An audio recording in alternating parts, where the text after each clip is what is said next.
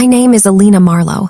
I'm 34 years old, and I've been working as a waitress in Manchester, England since 2021. One ordinary afternoon, I carried a tray to a corner table where a billionaire CEO signed his documents. But the moment my eyes fell on that signature, my hands trembled. It was my father's name written in his hand. In that instant, I knew my life would never be the same. If you were in my place, discovering a signature that tied your father to a billionaire, what would you do? I had worked at the Rosemont Brasserie for nearly 5 years. It wasn't glamorous, but it kept me grounded. Most of my colleagues were students or people in between jobs, but I had made a life out of it. Serving tables, listening to people's stories, and quietly watching the world pass me by, it became my rhythm. That day started like any other, trays clinking, cutlery scraping, the air buzzing with polite chatter. I was balancing 3 coffees when a tall man in a dark suit walked in. His presence shifted the room. He wasn't loud, but his quiet authority drew every pair of eyes. I recognized him instantly, Adrian Blackwell, a billionaire CEO whose face often appeared in the financial pages. He was known for ruthless deals and secrets that never reached the press. He settled into a corner booth, away from the crowd. His assistant placed a stack of documents before him. My manager nudged me. "Alina, table 7, handle it with care." I approached with a polite smile, carrying a tray of water and pastries. Adrian barely looked up, already skimming through contracts. His pen moved swiftly, his hand steady. It was routine for him, but not for me, because when he flipped to the second page, his signature landed like a knife in my chest. Alina Marlowe. It wasn't just my name, it was my father's handwriting. That distinct flourish on the M, the angled curve at the W. The same style I'd watched him use on birthday cards and checks before he walked out of my life 15 years ago. My knees went weak. The tray rattled in my grip. I whispered without thinking, "That's my dad's signature." Adrian finally lifted his eyes to me, sharp, calculating. His assistant froze. For a second, silence drowned the busy restaurant. I backed away, heart pounding. How could my estranged father's handwriting appear on a billionaire's contract? What connection did they share? Why hadn't my father ever contacted me if he was alive and involved in this world? That night, I sat on my narrow bed, staring at the ceiling. My father had vanished when I was 19. No goodbye, no explanations, just silence. My mother cried herself to sleep for months before giving up hope. I buried the pain and moved on, or at least I thought I had. But now, his ghost was alive in ink. The more I thought about it, the stranger it seemed. If Adrian Blackwell was powerful enough to bury secrets, then my father's name being tied to him wasn't an accident. It was deliberate. I couldn't tell my mother yet. She had rebuilt her fragile peace, and I wasn't ready to shatter it. But I also couldn't ignore this. I needed to know. So the next morning, I did something reckless. I returned to work early and waited for Adrian's car to pull up. When it did, I stepped outside, blocking his path. "Why is my father's name on your contracts?" I asked, my voice shaking but steady enough to hold his attention. For the first time, his calm exterior cracked. His eyes narrowed, and in a low voice, he said, "You shouldn't be asking questions about things you don't understand, Alina." His words weren't just a warning, they were a threat.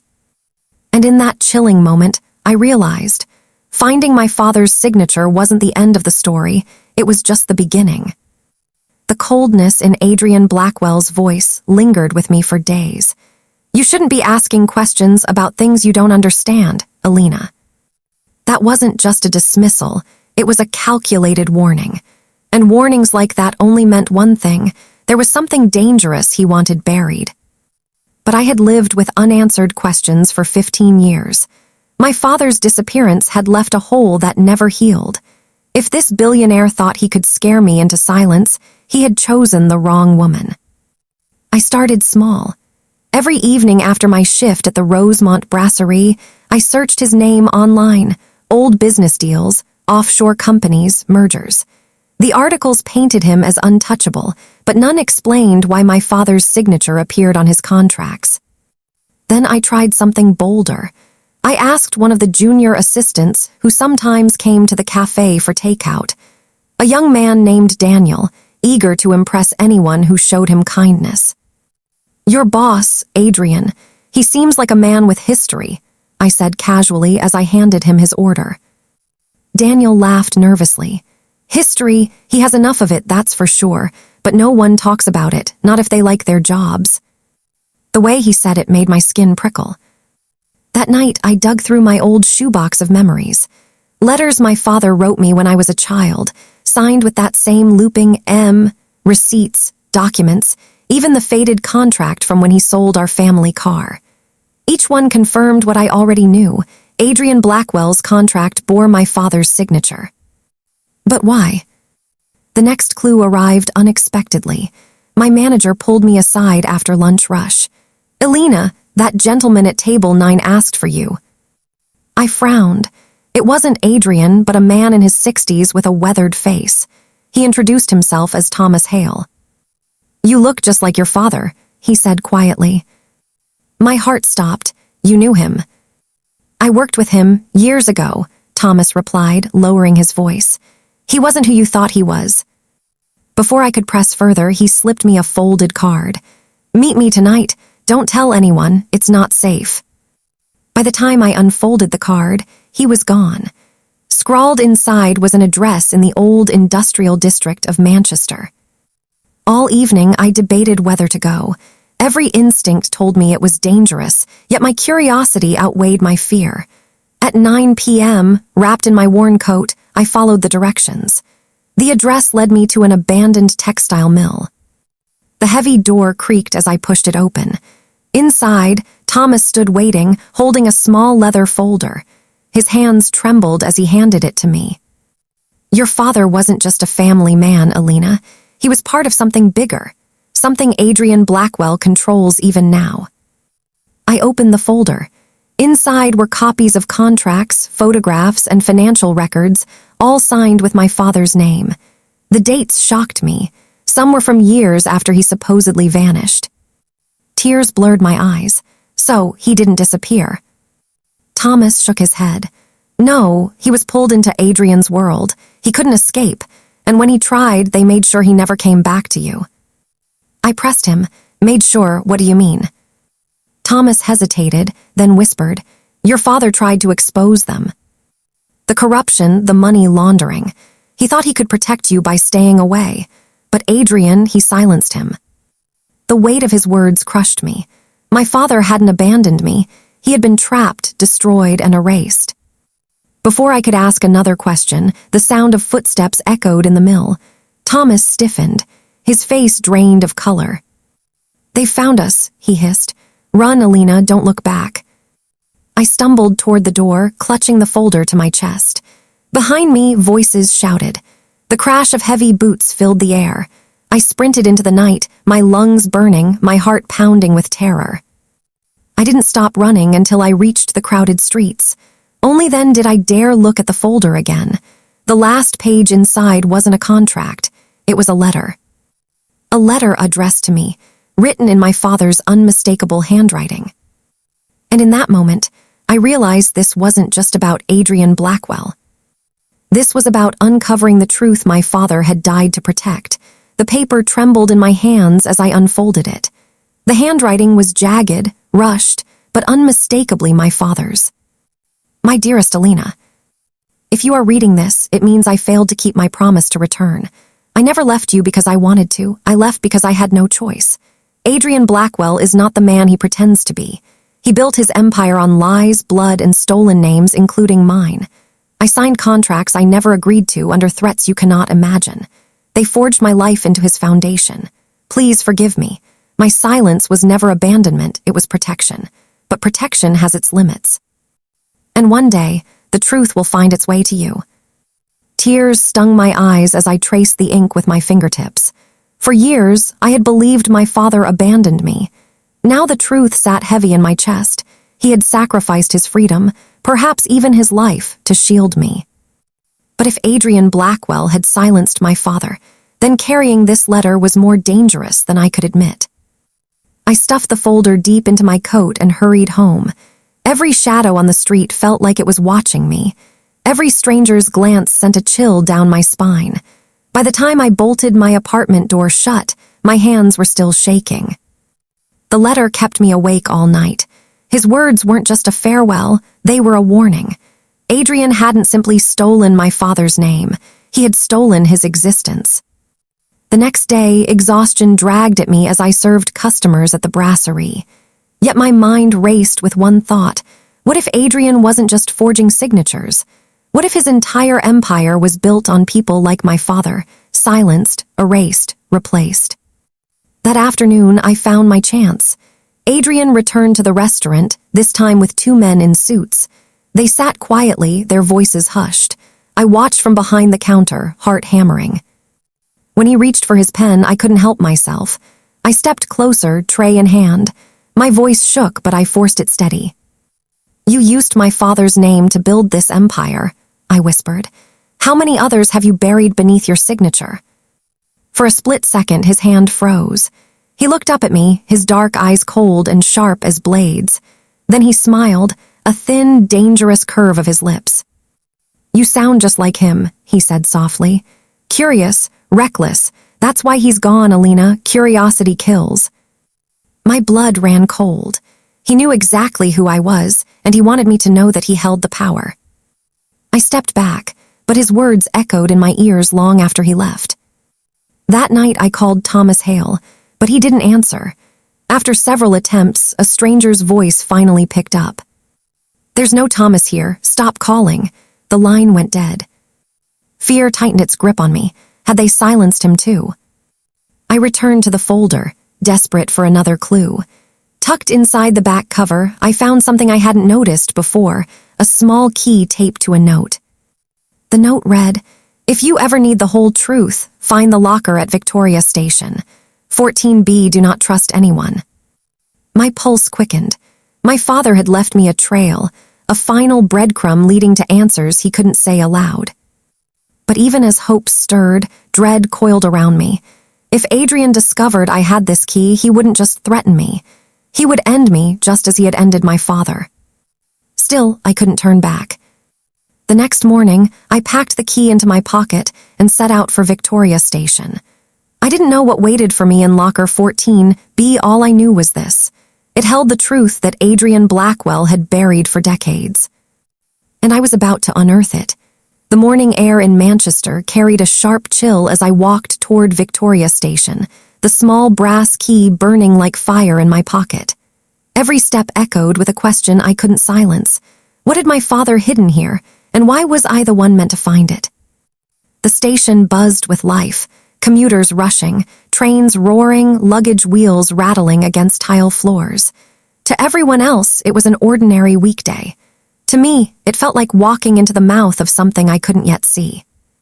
I scanned the rows of metal lockers until my eyes found it. 14B ordinary, scratched, the paint worn at the edges, yet it pulsed with secrets. My hand trembled as I slid the key into the lock. It clicked open with ease, almost too easy. Inside sat a plain black briefcase. No labels, no markings, just weight. I pulled it out, my heart pounding. I carried it to a quieter corner, where the noise of the station dulled. My fingers hesitated on the clasps, then snapped them open. What I saw inside stole my breath. Stacks of documents bound together with string. Photographs of men in suits shaking hands, some of them government officials, others known criminals. Bank records, coded transfers, offshore accounts. And there, on the top pile, was my father's photograph, stapled to a file marked Subject 17. My stomach twisted. He hadn't just been a victim, he had been a target. I flipped through the pages.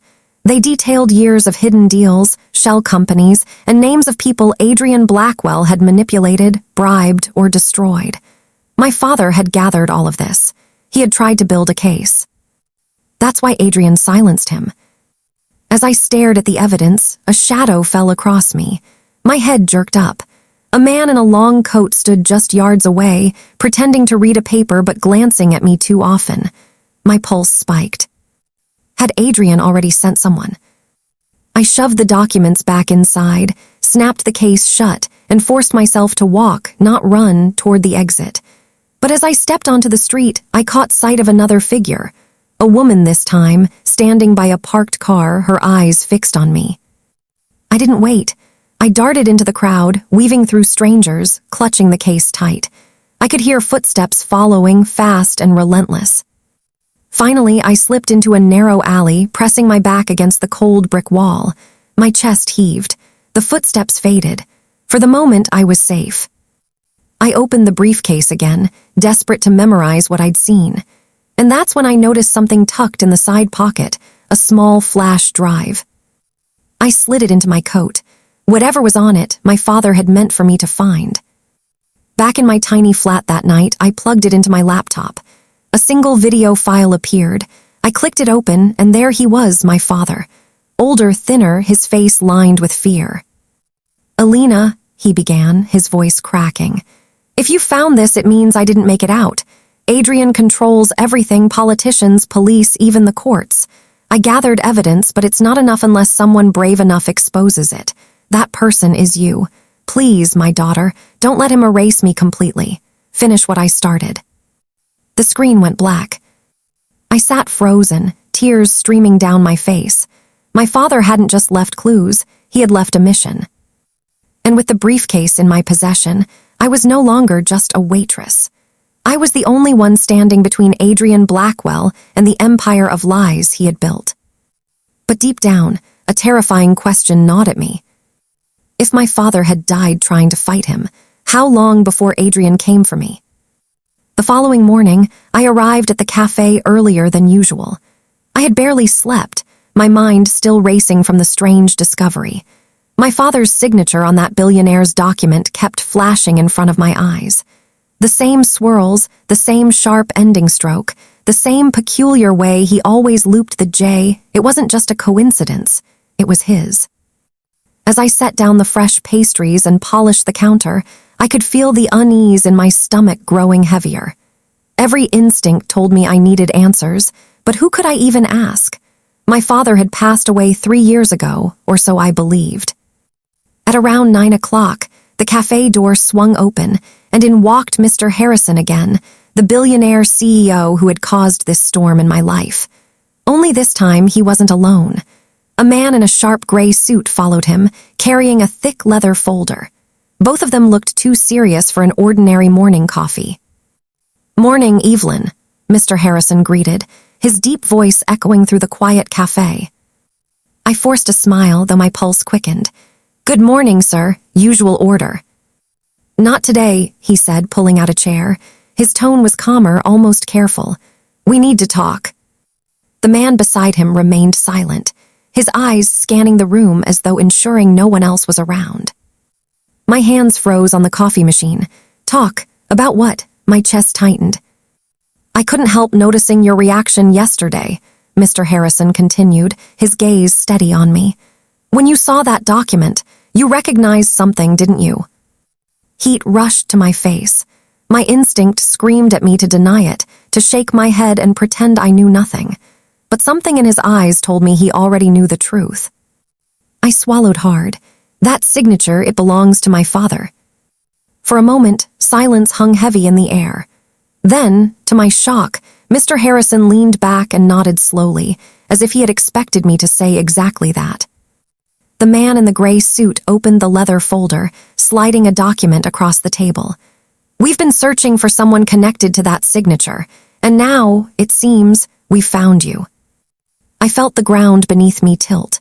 My father, gone for years, buried in a quiet ceremony, was somehow tied to this billionaire and his empire. Nothing made sense. "I don't understand," I whispered. "My father was just a school teacher. He had nothing to do with business, let alone billion-dollar contracts." Mr. Harrison's expression softened, though his voice carried weight. "Evelyn, your father wasn't who you thought he was. That signature you recognized is tied to some of the most important documents in my company's history. And if what I believe is true, then you deserve to know the truth." My knees weakened, and I had to grip the counter to steady myself. "Are you saying my father worked for you?" "Not just worked," he replied firmly. "Your father might have been one of the original founders." The words struck me like a lightning bolt. Founder, my father. Memories of our small house, His modest lifestyle, his worn-out shoes, and his endless lectures about honesty and hard work filled my mind. How could that same man be part of something so vast, so powerful? My voice cracked as I asked, "Why didn't anyone tell me?" Mr. Harrison exchanged a look with the man in the gray suit. For the first time, I saw hesitation in his eyes. "Because, Evelyn, there are people who didn't want you to know, and the moment you recognized that signature, you put yourself in danger." My breath caught, danger me. As the weight of his words sank in, I realized something chilling. I had stepped into a story far bigger than myself, and whatever secrets my father left behind were about to change everything. The room felt smaller, the air heavier. Mr. Harrison's words echoed in my mind. "You put yourself in danger." I sank into the chair opposite him, my hands trembling. "I need you to explain. From the beginning, please." The man in the gray suit closed the folder but kept it close to his chest, as though it contained something too dangerous for me to see. Mr. Harrison leaned forward, lowering his voice. "Your father, James Carter, was not only my business partner, he was the man who built the foundation of everything I own today. Years ago, he disappeared without a trace. We were told he died in an accident, but now I believe that was never the full truth." My chest tightened. Disappeared, accident, none of this matched the story I had grown up with. Mr. Harrison continued, "There were powerful people who wanted him gone. He walked away to protect his family, to protect you. That's why he lived quietly as a teacher. He was hiding in plain sight." The cafe clock ticked loudly behind us. My heart ached, torn between disbelief and a desperate hope that my father's secret life meant he had loved us more than we ever knew.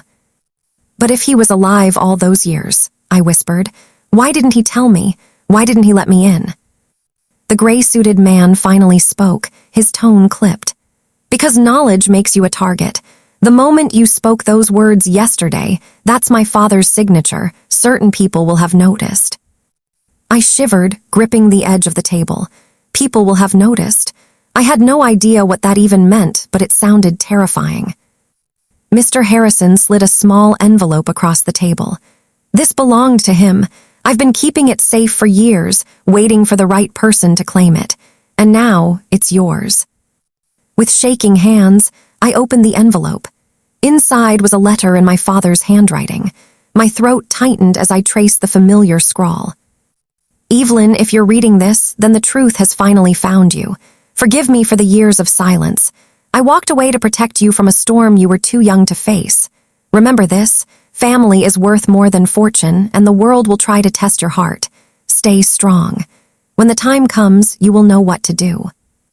Tears blurred the words as I pressed the letter against my chest. For the first time since his death, I felt him near me, not the quiet schoolteacher I thought I knew, but the brave man who had sacrificed everything for me. I looked up at Mr. Harrison. "What happens now?" His eyes softened. "Now, Evelyn, you have a choice.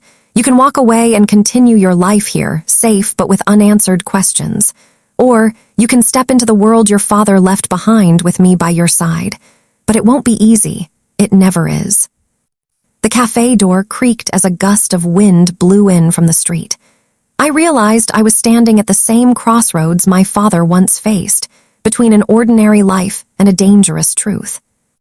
I wiped my tears, breathing deeply. My voice steadied as I replied, "I don't know if I'm ready, but I can't live in the dark anymore. If my father fought to protect me, then I owe it to him to fight for the truth." For the first time, Mr. Harrison smiled. Not the polished, CEO smile the world saw, but something real. "Then you've just taken your first step."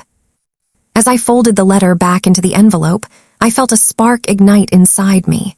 Fear and grief still weighed on my shoulders, but something stronger burned beneath them: resolve.